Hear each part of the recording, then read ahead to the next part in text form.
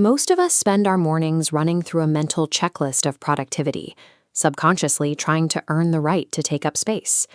We exist in a state of chronic overextension, conditioned to believe that our value is a variable that fluctuates based on how well we please the people around us. When you rely on the approval of others, you are pouring energy into a vessel with a compromised foundation.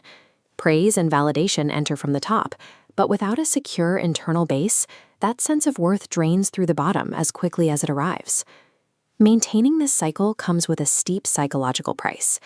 Every time you abandon a personal need to avoid a minor conflict, you chip away at the edges of your own identity until there is very little of your original self left to protect.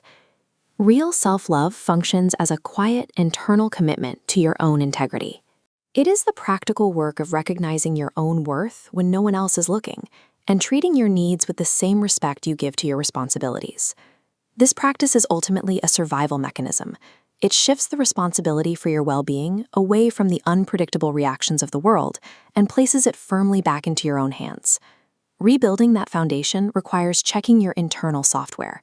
A background process of automatic self-criticism runs constantly, creating a loop of doubt that stalls your progress.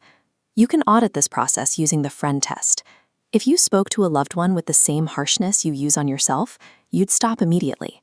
Applying that standard to your own thoughts creates the distance needed to choose a different perspective. This audit has to include how you handle the past.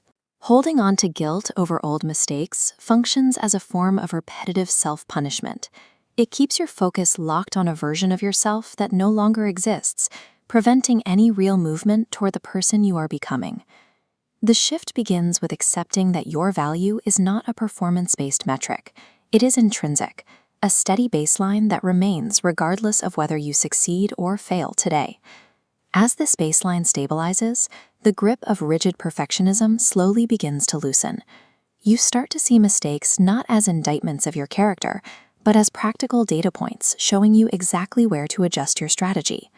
This chart tracks the feedback loop. Action leads to a small win, providing evidence to feel a spark of confidence. Acknowledging that win reinforces the habit, making the next action easier.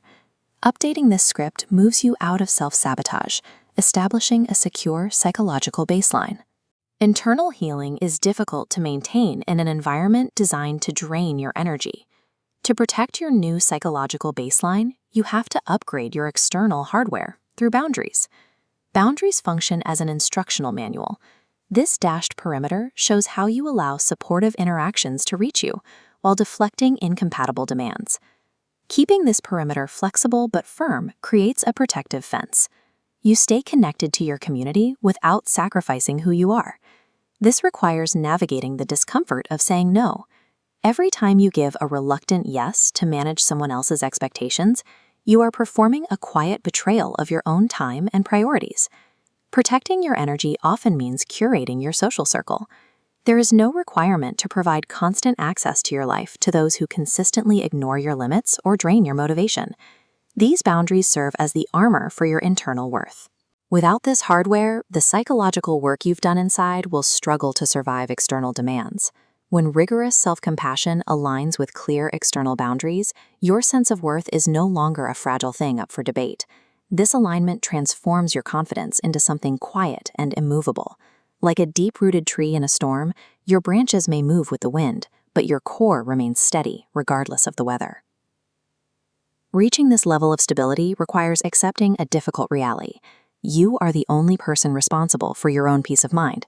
No one else can provide the healing you aren't willing to give yourself. Accepting that responsibility is the starting point. It allows you to move away from reacting to the world and toward becoming the architect of your own internal strength. Since you are the one person you will spend every second of your life with, that relationship deserves your best effort. Choose one thought to challenge today, or one boundary to set.